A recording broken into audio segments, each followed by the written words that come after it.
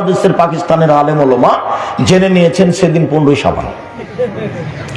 তাই তারা কলকারখানা, অফিস, আদালত, কোর্ট কাছারি, শিক্ষা প্রতিষ্ঠান সবকিছু বন্ধ করে রাতে গোসল করে আতর গোলাপ মেখে 15ই শাবান সিয়াম থাকে।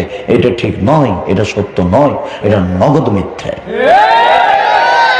শুনুন আরেকটা কথা, সেদিন বুখারীতে পড়ছি তো আল্লাহর নবী উটের আগে আছেন বসে, আর তার স্ত্রী সাফিয়া পিছনে বসে আছেন। তা উটটা হাঁটতে হাঁটতে উষ্টা খেয়ে এমন ভাবে ধাক্কা খেয়ে আমাদের নবী উপর থেকে পড়ে গেছেন, ওই দিকে যে ছিটকে পড়েছেন, আর স্ত্রী সাফিয়া এদিকে ছিটকে পড়েছেন। আবু তালহা আমাদের নবীর কাছে গিয়ে বলছেন, ব্যথা পেয়েছেন, ব্যথা পেয়েছেন, ব্যথা পেয়েছেন। তা আল্লাহ রাসূল বলছেন, আরে এখানে কেন, যাও না, মহিলার অবস্থা দেখো, মহিলার অবস্থা কি।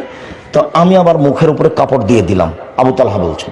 তারপর সাফিয়ার উপর একটা কাপড় চাপিয়ে দিলাম, দিয়ে তাকে আমি ধরে উঠালাম। কাপড় লাগতো না, উনি নিজেটা করলেন সেই। কেননা নবীগণের স্ত্রী আমাদের কি, আমাদের মা। মুহাম্মদ সাল্লাল্লাহু আলাইহি ওয়াসাল্লামের স্ত্রী আমাদের কি, মা। আয়েশা মা, খাদিজা মা, জায়নাব মা, সাফিয়া মা। স্বাভাবিকভাবে ধরে উঠাতে হবে।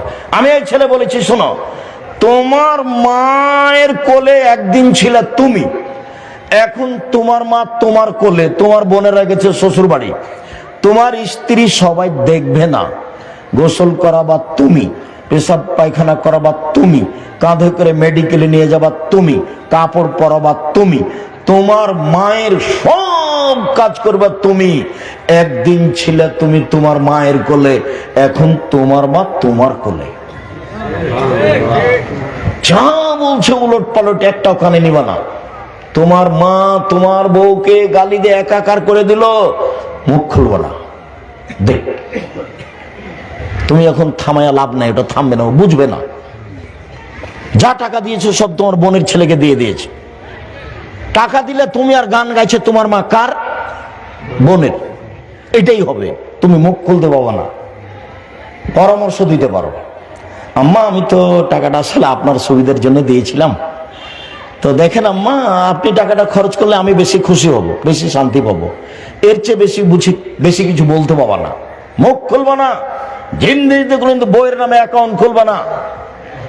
বউকে চিনবা তুমি, বউকে যদি চিনতে চাও, আগামীকাল সকাল 10টার সময় 1000 টাকার 10টা নোট, একবার ঝকঝকে নোট বউয়ের সামনে তোমার মায়ের হাতে দাও, তারপর বউয়ের মুখখান দেখো, দেখো না, নতুন টাকা বউ।